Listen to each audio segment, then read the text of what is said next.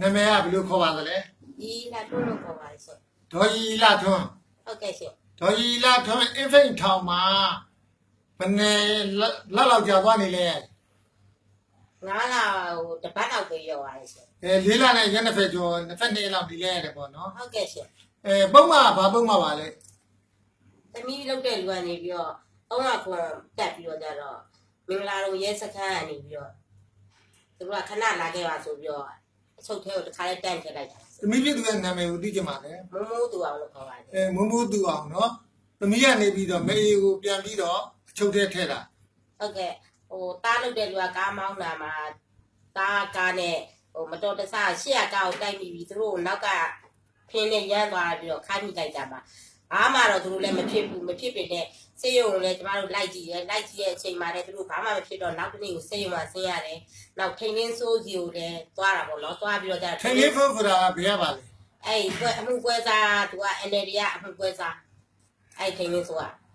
အမှုကွဲစားဆိုတော့သူ့စီကိုလည်းသွားပြီးတော့ကျတော့အိမ်ထိသွားပြီးတော့ကိုကသွားမေးတဲ့အချိန်မှာကျွန်တော်တို့ကတော့မကျင်းတတ်ဘူးဒီဟာအမှုလုပ်ဖြစ်အောင်ထားမကြကြအောင်ချမယ်ဆိုပြီးတော့အဲ့လိုကြီးပြောတာ ဟောခုအမှုကထိန်လင်းဖို့ရဲ့သမီးဖြစ်သူမုံမိုးသူအောင်ရဲ့ပြကြတော့ဘယ်သူပါသေးရဲ့ဥပဒေအရာရှိရ ဥရိအောင်နိုင်ဆို ဒုဖီကိုအမခံမလျှောက်ဘူးလား လျှောက်တယ်ရှင်လျှောက်တဲ့ခါ3ခါလုံးပေချတယ်ဟိုဒီသွေးတိုးယောဂဆိုတာမသိနိုင်ဘူးပေါ့နော်ဟိုမသိနိုင်ဒီပုံစံကြည့်ပြောလဲမသိနိုင်တဲ့အတွက်အာမခံပေချတယ်ဆိုပြီးတော့အဲ့ဥပဒေရာရှိအဲ့လိုပေချခဲ့တာရှင် ဟောအမျိုးသမီးများကိုကျမကြီးမကောင်းလို့ရှိရင်ပြမှုဆိုင်ရာကျင့်ထုံးဥပဒေ691နဲ့ပြုလို့ရရတဲ့နဲ့မလွတ်တာပေါ့နော် ဟုတ်ကဲ့မလွတ်တာပါရှင် အဲ့လိုဆိုရင်အင်းဖိန်ထောင်ထဲမှာနေရတဲ့အခါမှာအချိန်လေးသိကြပါလေအင်းဖိန်ထောင်ထဲမှာငွေ1000ရောက်ပြီးကျင်လို့ရှိရင်12000သွင်းရတယ်ဆိုတာဟုတ်ပါသလား ဟုတ်ပါတယ်ရှင် မိမိတို့ကြောတဲ့နေရာရဖို့အတွက်ကို နေရာကို9000ပေးရတယ်ခါလေးပေးရတယ်9000ပေးရတယ်တသိန်းကျော်ပေးရတယ်တသိန်း2000အဲ့လိုလေးလည်းရှိပါတယ် နေရာကိုပေးရ နေ တယ် ရာပေးဝင် နေရာကိုဝယ်ပြီးတော့နေရတယ် ရတယ်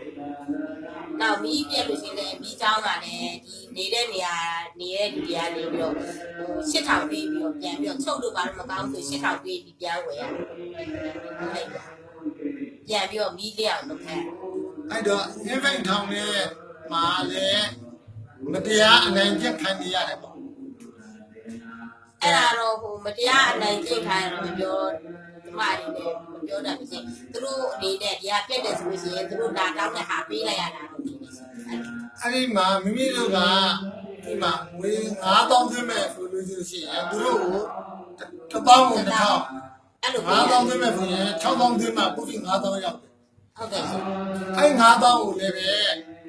သူတို့ရှာဖွေတဲ့အခါမျိုးဖြစ်တဲ့အခါမျိုးတွေ့သွားရင် ။တိတ်ခံကြည့်ပါလိမ့်ရှင်။အဲ့ဒါ တိတ်တယ်ပြီးတော့နောက်တစ်ချိန်ပြန်ရတယ် မရအောင်ရှင်အဲ့ဒါတော့ အဲ့ကြတော့အခုပိဋကနဲ့ပတ်သက်ပြီးတော့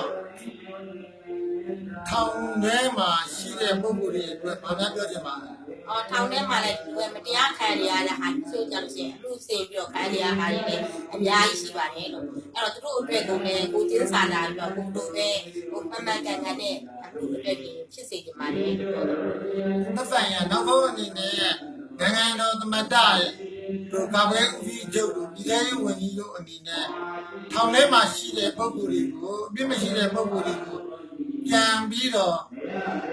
လွတ်ပေးမယ်ဆိုရင် ။ကျမတို့